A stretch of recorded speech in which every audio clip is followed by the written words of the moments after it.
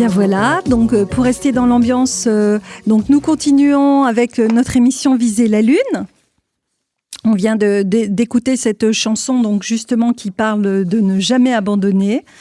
Et donc, après avoir parlé de cette association La Porte Ouverte, nous allons maintenant écouter Émilie Adam, donc coach en EFT.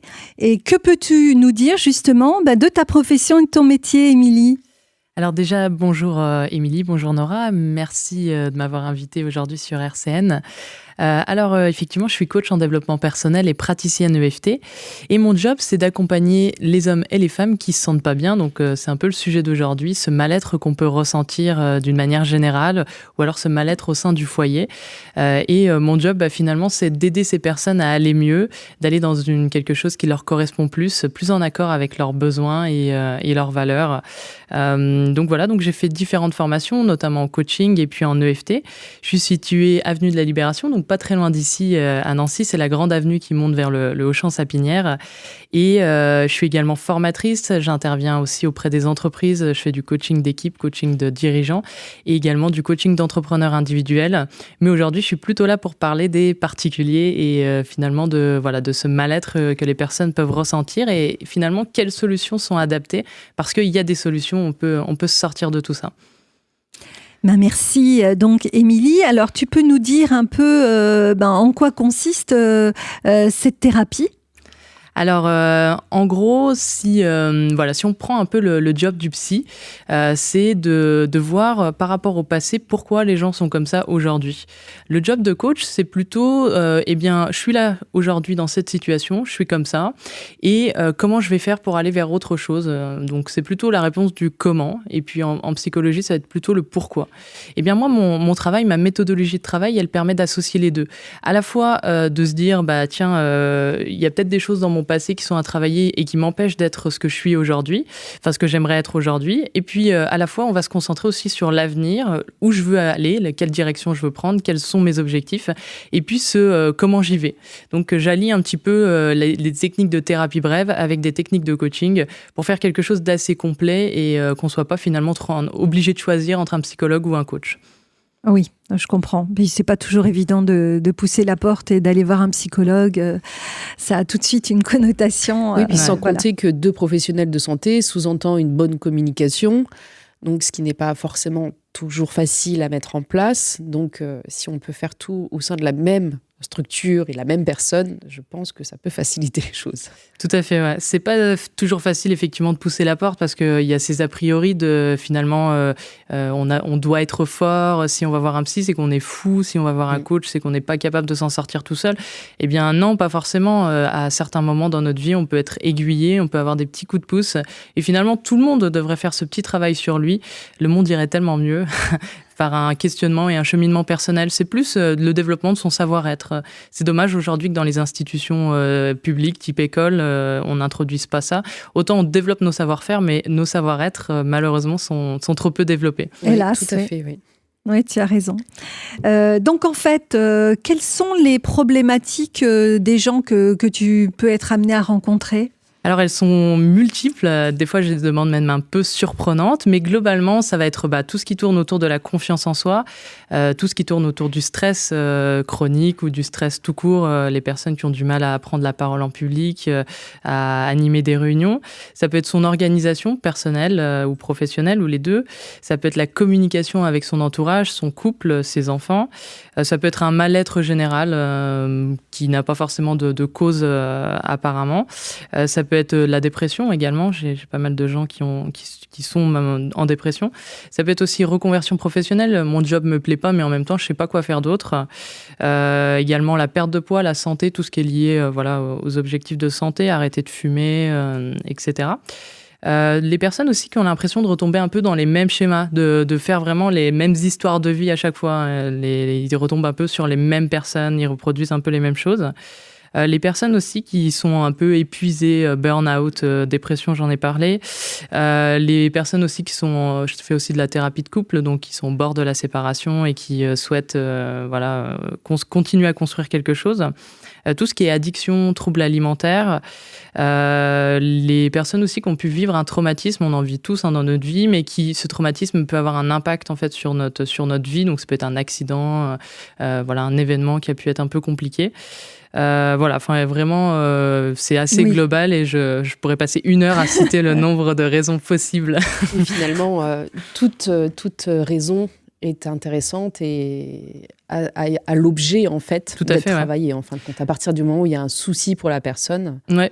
Exactement. Alors là, j'ai parlé essentiellement du mal-être, mais il y a des gens qui vont pas si mal que ça, entre guillemets. Des gens qui ont simplement un objectif. Alors, ça peut être préparer le marathon de Paris, là, puisqu'en ce moment, c'est un peu d'actualité, ou même le marathon de Nancy qui va bientôt avoir lieu, le semi-marathon. Donc, ça peut être des objectifs aussi un peu sportifs ou personnels, sans forcément qu'on aille mal. On n'est pas obligé d'aller mal pour me consulter.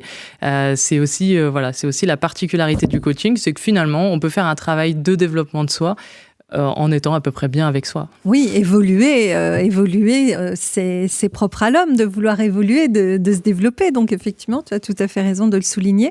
Alors, donc EFT, je pense que beaucoup de personnes ont déjà entendu cette technique de tapotage, mais ce n'est pas que ça, et bien plus que ça. Donc ça va au-delà. Tu peux nous en dire plus ? Oui, tout à fait. Alors EFT, déjà, ça signifie Emotional Freedom Technique. Donc c'est en quelque sorte on va dire une acupuncture émotionnelle. Donc tout le monde connaît l'acupuncture, on plante des petites aiguilles sur des points d'entrée et de sortie des méridiens. Et bien là, l'EFT se base un peu sur cette technique, sauf qu'il n'y a pas d'aiguilles, ce sont des tapotages, comme tu le dis, des tapotements sur des points d'entrée et de sortie des méridiens. Et puis l'intérêt, c'est que, voilà, tout à fait, l'intérêt, c'est qu'il n'y en a que 15 à retenir. Et donc c'est assez facile. Et ce qui m'intéresse dans cette méthode, c'est qu'elle est vraiment autonomisante. Elle permet à la personne aussi, entre les séances, de pouvoir pratiquer, apprendre. Et c'est aussi ça qui m'intéresse, en complémentarité, effectivement, du coaching et du développement personnel. C'est une technique assez intéressante. Alors pour les personnes qui n'aiment pas les aiguilles, ça nous convient bien. C'est ça, c'est de l'acupuncture sans aiguille. Exactement.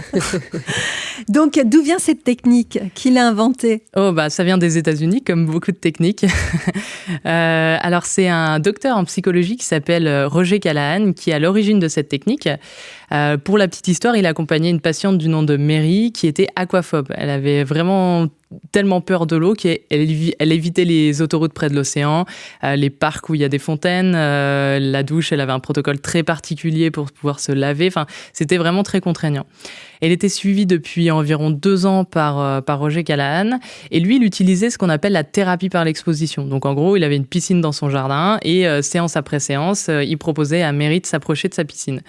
Sauf qu'en 2 ans, il avait gagné 2 mètres, ce qui est très peu au regard du temps de thérapie.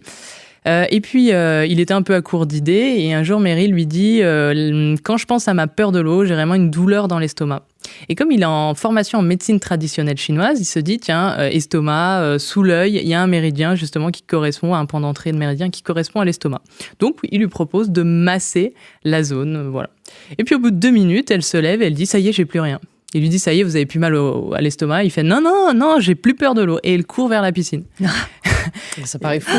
Paraît fou, ouais. Et à ce moment-là, il se dit « Wow, j'ai loupé un épisode. » Alors, elle s'asperge avec l'eau de la piscine. Enfin, vraiment, voilà. Et il est encore plus étonné quand le lendemain, elle l'appelle et lui dit « Écoutez, je suis allée dans l'océan, je suis rentrée jusqu'à mi-cuisse et en plus, il y avait un orage. » Voilà, moi, un orage et l'océan, j'avoue que oui. j'ai même du mal. Ça nous freine, oui. Voilà. Et donc là, il commence à s'interroger, à se poser des questions. Il dit, tiens, finalement, cette technique-là, ce truc-là qui s'est passé, il doit y avoir un fondement un peu plus scientifique et il commence à créer une cartographie de points et de symptômes. Donc voilà, il expérimente sa méthode, il la muscle au fur et à mesure et puis il gagne petit à petit en notoriété parce que soigner les phobies en 5 minutes à l'époque, c'est quand même assez impressionnant. Il y a donc Gary Craig qui entend parler de cette méthode. C'est un ingénieur en informatique qui est passionné de développement personnel et il décide de se faire former. Et puis, à la fin de sa formation, il se dit, ouais, c'est cool, c'est une super technique, mais elle demande un protocole très précis, il faut stimuler des points dans un ordre spécifique, il y a une rigueur dans le protocole, ce qui fait qu'on ne peut pas être autonome et qu'on est obligé d'être accompagné pour pouvoir utiliser cette technique. Et il est un peu dans la même philosophie que moi, c'est-à-dire qu'il essaye d'autonomiser aussi les gens et il va simplifier la technique et créer du coup l'EFT. Donc ça, c'était dans les années 90. Donc c'est une technique qui n'est pas si récente que ça finalement, et trop peu connue malheureusement. Oui, c'est vrai. On a pu en entendre parler lors de catastrophes, de cyclones et de choses comme ça, où des personnes pratiquant justement l'EFT se déplaçaient sur les sites pour justement gérer tous ces traumatismes dus à de grandes catastrophes. Et les effets étaient assez impressionnants. Ouais, effectivement. Oui, tout à fait. D'ailleurs, mon formateur, qui est Jean-Michel Guret, se déplace régulièrement sur des lieux de séismes ou de catastrophes naturelles pour aider les populations à mieux gérer ces traumatismes. Il y a pas mal de vidéos sur YouTube qui montrent tout ça et c'est assez incroyable, effectivement. Donc, c'est une technique que l'on peut apprendre soi-même. Au bout de combien de séances, en règle générale, on peut devenir autonome ? Alors, en général, les clients, finalement, à force de pratiquer pendant les séances, finissent par comprendre la technique. Et puis, comme moi, je donne des challenges à réaliser entre les séances, eh bien, les gens vont pouvoir être autonomes. Après, je propose des formations qui permettent aux personnes d'apprendre à utiliser l'EFT. Et en gros, en une journée, sur soi, on peut apprendre vraiment les bases de la technique et pouvoir être autonome. Et après, la seule chose qui est demandée, c'est de la pratique, évidemment, comme dans toutes les techniques d'apprentissage. Mais en une journée de formation, voilà, on peut avoir les bases vraiment de la technique et pouvoir l'utiliser sur soi. Alors, si j'ai bien compris par rapport à cette technique, tout l'enjeu pour pouvoir sortir d'une problématique quelle qu'elle soit, c'est en fait d'arriver à comprendre quelle est la croyance qui a fait que on ait ce type de pathologie ou de difficulté. Est-ce bien ça ? Alors effectivement, en fait, au fur et à mesure de notre vie, on va engrammer des souvenirs, voilà, dans notre bibliothèque de mémoire, qui est l'hippocampe. Et puis ces souvenirs, ils vont un peu colorer notre vision du monde. C'est ce qu'on appelle les croyances.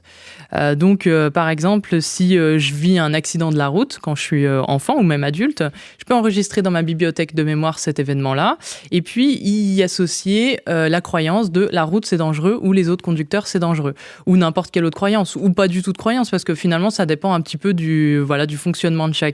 Des bases, du vécu, de notre tempérament, de plein de choses qui fait qu'on va enregistrer ce souvenir d'une manière ou d'une autre. Alors on enregistre ces souvenirs-là parce que notre bibliothèque de mémoire, elle nous permet d'aller faire des associations et de voir s'il y a des trucs qui sont dangereux ou pas pour nous. C'est une bibliothèque un peu évolutive et ça va nous permettre de nous sauver la vie.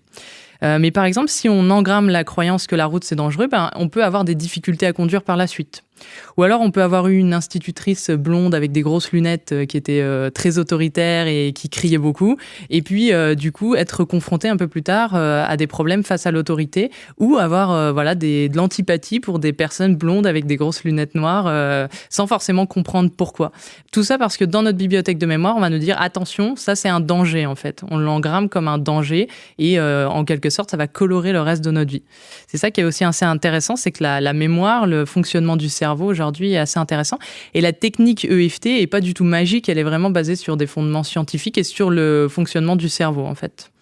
Et comment donc pratiquer, c'est une forme d'hypnose pour que le client, le patient puisse se reconnecter à ce souvenir ou voire même se souvenir qu'il y avait eu un trauma dans l'enfance ou pas? Alors, on n'est pas forcément dans un état hypnotique. Alors, quand on stimule ces 15 points d'entrée et de sortie des méridiens sur le corps, donc on tapote, on émet des percussions sur ces différents points, on va activer dans notre système nerveux autonome, qui est notre système qui gère le stress, on va activer la branche de la détente, donc la branche parasympathique. À l'opposé, il y a la branche du stress, qui est la branche sympathique. Donc, en fait, ces tapotements vont agir directement sur cette branche-là. Il faut savoir que quand on repense à un événement qu'on a pu vivre, qui a été traumatisant, ou quand on vit un événement traumatisant, ou quand on anticipe un événement qui n'est pas encore arrivé, donc on imagine un événement un peu dur, eh bien notre cerveau émotionnel, il fait pas la différence. Donc il va enclencher le même processus que si on était en train de vivre cet événement. Autrement dit, il va enclencher la branche du stress, la branche sympathique. Donc quand on est stressé, on a quoi ? Des symptômes physiques, le rythme cardiaque qui s'accélère, le foie qui sécrète du sucre pour nous filer de l'énergie, pour nous sauver la vie, Le sang qui fuit vers les extrémités, la digestion qui s'arrête parce qu'on n'a pas besoin de digérer quand on est en danger. Là, vaut mieux utiliser l'essentiel. C'est ça. Il y a une partie de notre cerveau de la réflexion qui se désactive parce que pareil, pas besoin de réfléchir quand notre vie est en danger. Donc finalement, quand on va se reconnecter à un souvenir et qui est problématique pour nous, donc ça peut être cet accident de la route dont je parlais tout à l'heure, eh bien, c'est un peu comme si on revivait l'accident pour notre cerveau émotionnel. Donc lui, il va nous activer cette branche du stress et on va revivre cet accident. Si en parallèle, on stimule ces différents points d'EFT, eh bien, on va introduire une espèce d'incohérence dans cette bibliothèque de mémoire et on va lui dire en quelque sorte, c'est bon, tu peux te détendre, ce truc-là, il est plus si dangereux que ça. Donc, de par cette incohérence qu'on est en train de créer dans notre bibliothèque de mémoire, eh bien, on va déprogrammer l'émotion liée au souvenir. On va dissocier un peu les deux. Donc, on aura toujours le souvenir, on se souvient du souvenir. Par contre, il pourra être plus loin ou légèrement différent. Mais par contre, il y aura plus ces émotions qu'on avait quand on y repensait. Donc, c'est ça qui est assez intéressant et voilà. En fait, comme une machine qu'on déprogramme. Oui, c'est ça. J'étais en train de penser à l'informatique. Tu crées un bug, en fait, pour pas qu'il y ait, par rapport à une pensée ou un trauma, tu crées un bug pour que la réaction ne soit plus celle qu'elle était quelque part. Hein. C'est ça qui est une dissociation. Ouais, c'est ça. Et on crée vraiment cette incohérence qui fait que le cerveau, il a plus de raison de garder certaines croyances. Par exemple, la croyance que la route, c'est dangereux parce que finalement, il a lâché l'émotion liée au souvenir. Donc, ce souvenir-là, il passe en mode neutre dans la bibliothèque de mémoire et c'est plus un souvenir dangereux. Donc, on peut lâcher, en fait, tout ça. Par contre, admettons, on vient te voir, ça va pas bien, mais on sait pas pourquoi. Et on sait pas comment remonter et vers quoi remonter. Est-ce que ça, tu accompagnes les gens aussi dans cette démarche ? Alors tout à fait, en fait, évidemment, on ne peut pas se souvenir de tout, ou en apparence, on croit ne pas se souvenir de certaines choses, mais au fur et à mesure du travail que j'effectue avec mes clients, eh bien, petit à petit, il y a des souvenirs qui reviennent en mémoire. Alors tu parlais tout à l'heure on est dans un état hypnotique, eh bien en fait, l'EFT, quand on stimule ces différents points, on va augmenter dans notre cerveau les ondes cérébrales delta et theta. C'est les ondes qui sont propres à l'endormissement, un état d'endormissement profond, et les ondes qu'on retrouve quand on est dans un état hypnotique, tout en ayant l'air complètement normal, c'est-à-dire que là, je pourrais faire de l'EFT tout en vous parlant de manière aussi lucide et aussi claire. Donc, il y a vraiment une augmentation de ces ondes dans le cerveau, mais c'est pas pour autant qu'on est 100% dans un état d'endormissement ou 100% dans un état hypnotique. Donc, déjà, comme on est assez détendu et relax, eh bien, on lâche un peu prise. Et c'est un peu comme si on avait des gardes à l'entrée de notre mémoire qui laissent pas ressurgir certains souvenirs pour nous protéger toujours. Hein. Mais là, comme il y a cette espèce de détente, on est dans cette énergie de travail aussi, et la personne se sent aussi en capacité de régler plus de choses, eh bien, il y a des souvenirs qui peuvent ressurgir. Ça, c'est la première possibilité. Deuxième possibilité, j'utilise le test musculaire qui est utilisé notamment en kinésiologie, qui permet en fait d'obtenir des réponses inconscientes du corps. Donc, en fait, la personne tend le bras, j'ai mis une pression sur le bras, et puis en fonction de la réponse à cette pression, eh bien, on peut obtenir des réponses par rapport à des affirmations. Voir si le corps est en accord ou en désaccord avec cette affirmation. Donc, ça permet de remonter à des périodes et de retrouver les événements à l'origine du problème. C'est important de remonter aux événements originels. Pourquoi ? Parce que dans notre vie, c'est un peu un château de cartes, entre guillemets. Donc, on a 1 ou 2, 3 événements qui peuvent être à l'origine d'un comportement. Et puis ensuite, il y en a d'autres qui sont venus se greffer au-dessus de ces premiers événements. Et qui vont introduire un comportement qui peut être problématique. Et en fait, en supprimant ceux ou ces événements à l'origine du problème, eh bien, tout le château s'écroule. Donc, on n'a pas besoin de retravailler tous les souvenirs. Donc, on gagne en rapidité, en efficacité. Et puis, donc, la personne, souvent en redonnant des périodes un peu, 6 ans, etc., souvenir va se dire « Ah mais oui, à 6 ans, effectivement, il m'est arrivé ce truc-là et c'est peut-être en lien ». Ou alors, parfois, on remonte à des périodes où la personne n'a pas forcément... C'est pas possible de se souvenir parce que c'est la naissance ou c'est pendant la période de grossesse. Dans ce cas-là, il suffit de poser les questions à l'entourage. Et quand il n'y a pas d'entourage, eh bien, c'est de la logique. C'est-à-dire que globalement, il se produit toujours un peu des choses un peu similaires. Ça peut être quelque chose qui a pu être difficile à un moment donné. Et on va dire, on cible large et on finit par tomber sur le bon truc. Également... dans le processus de travail. Comme je vous l'ai dit tout à l'heure, le cerveau, il fait pas la différence entre un événement qu'on imagine ou un événement qu'on est vraiment en train de vivre. Donc, on va pouvoir l'utiliser. Si, par exemple, on sait que notre naissance s'est mal passée, eh bien, on va quand même pouvoir travailler sur cette naissance, même si on n'en a aucun souvenir. Parce qu'on va pouvoir imaginer notre naissance, parce que quelque part, le corps, lui, il a le souvenir de tout ça. Même s'il n'y a pas le souvenir conscient de ce travail, enfin, de cet événement-là, on va pouvoir indirectement le travailler de la même manière qu'un souvenir dont on se souvient. Voilà. On leurre le cerveau et on l'utilise à son propre... Enfin, on tourne un peu autour du truc et voilà, on arrive à utiliser le cerveau à son propre jeu. D'accord, le cerveau est piégé, devient piégé. C'est ça. Est-ce que tu peux nous donner un petit peu d'anecdotes dans ton métier, des choses concrètes en fait, que tu as pu rencontrer avec tes patients clients, je ne sais pas comment tu dis d'ailleurs. Alors tout à fait, moi j'appelle plutôt ça des clients. Mais oui, après ça pourrait être la terminologie, mais je ne suis pas dans le domaine médical, attention. Alors effectivement, oui, carrément, je peux donner des exemples concrets. Je prends le cas d'une cliente qui est venue me voir parce qu'elle avait des troubles alimentaires, en l'occurrence de l'hyperphagie, donc tendance à manger énormément de nourriture, bien au-delà de la sensation de satiété.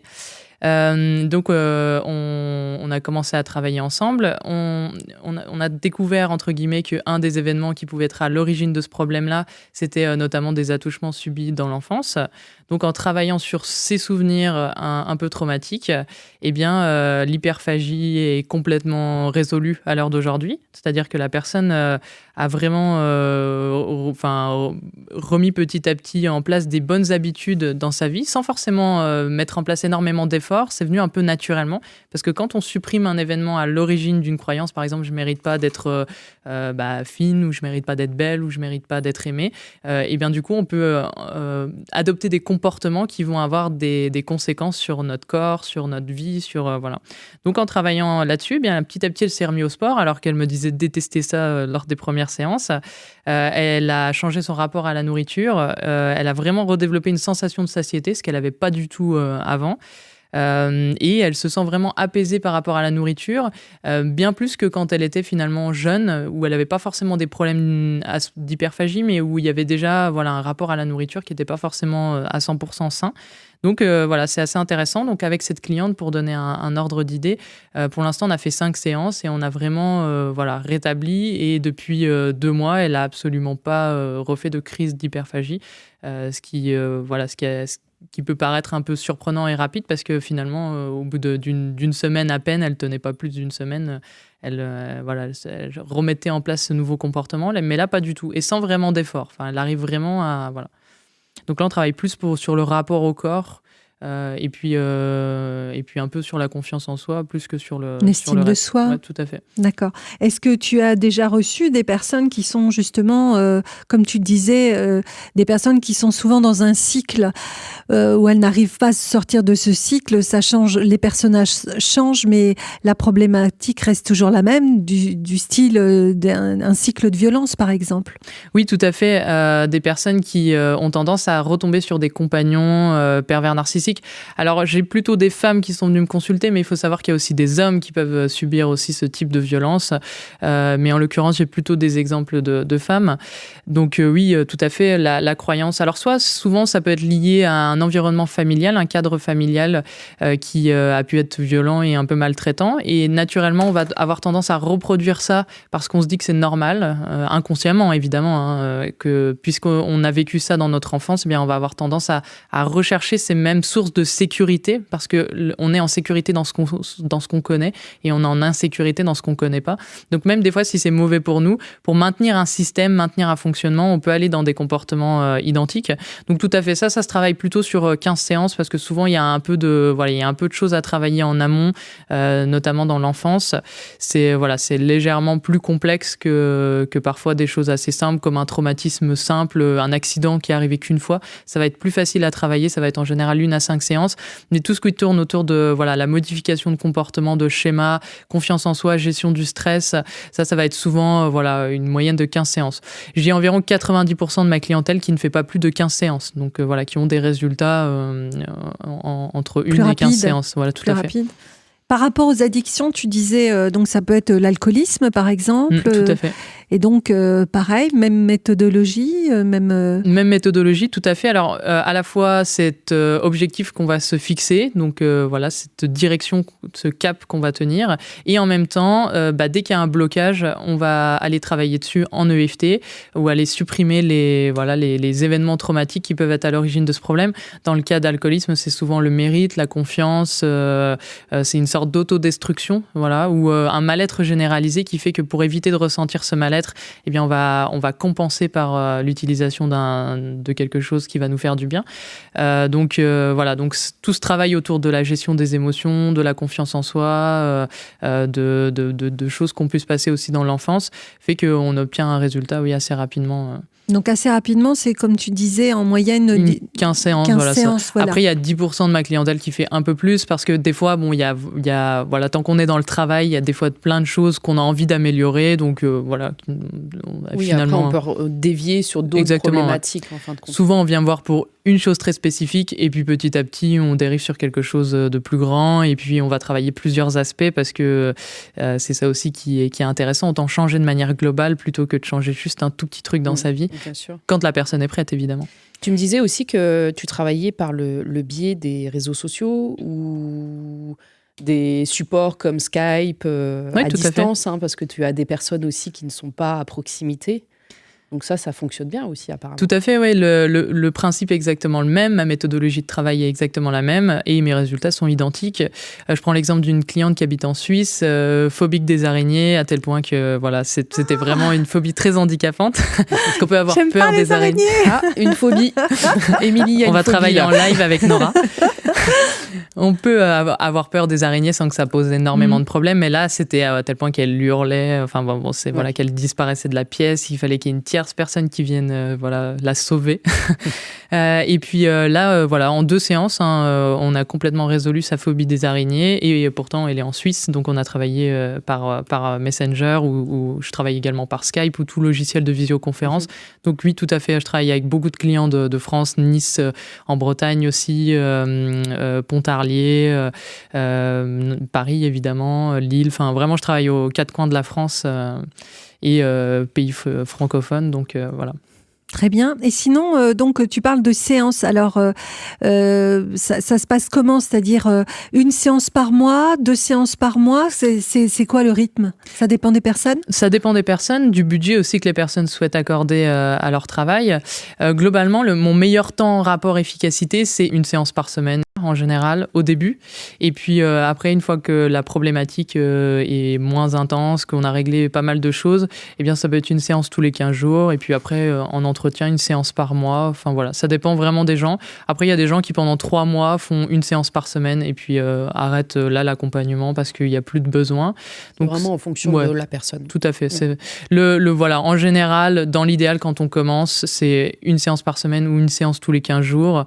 Et ensuite, on peut éventuellement un peu plus éparpiller les séances quand la personne se sent prête et que elle a plus autant de besoin. Tout à fait. Et le prix d'une séance? Alors, le prix d'une séance à l'heure, c'est 85 €. Et puis, je propose également un pack mensuel qui propose 5 heures de coaching. Donc, ça représente une séance par semaine avec un double accompagnement. À la fois, on a ce travail en séance ou en face à face où on se voit et on va aller travailler sur les choses où la personne ne peut pas être autonome.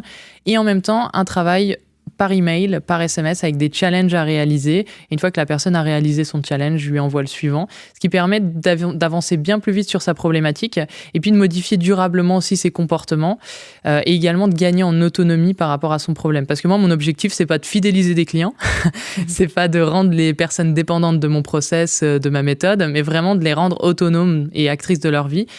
Donc, c'est vraiment un partage d'outils et voilà, vraiment donner à la personne les moyens d'avoir des ressources parce que parfois, quand on va pas bien, on n'est pas toujours obligé de faire appel à quelqu'un.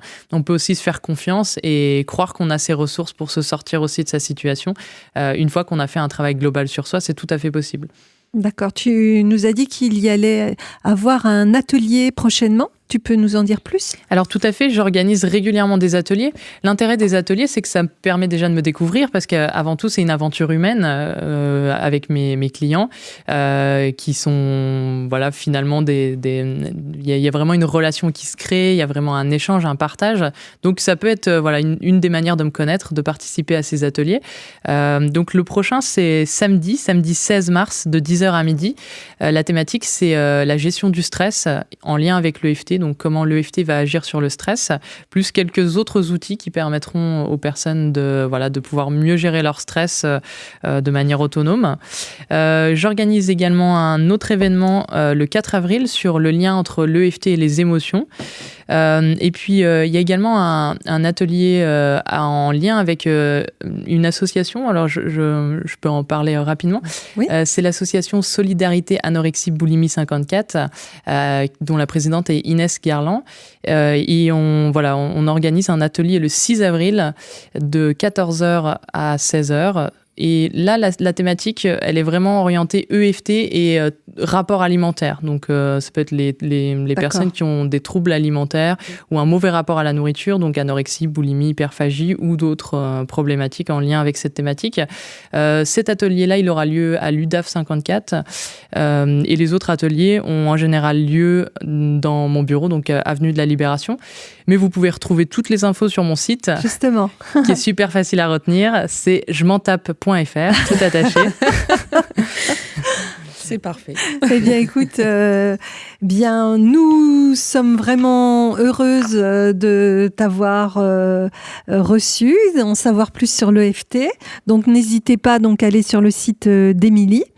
Et puis, on fera passer de toute façon des informations sur notre page. Oui, sur notre Facebook, on te mettra aussi avec tes coordonnées. Oui. Et d'ailleurs, une petite parenthèse, pour les personnes aussi qui souhaitent me découvrir, il y a des rendez-vous découvertes qui sont gratuits et sans engagement.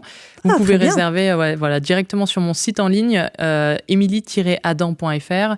Donc là, emilie-adam.fr, c'est un peu le site plus de coaching où je présente un peu mon activité. Et jementape.fr, c'est plutôt le site d'événements, événementiels et formations que j'organise. D'accord. Bien, nous savons tout. Nous avons notre boîte à outils. Donc, vous avez bien compris le lien, chers auditeurs. Il y a une association qui a envie de voir le jour dans le Grand Est. La porte ouverte. Voilà, la porte ouverte, tout à fait, pour vous aider, vous écouter, échanger.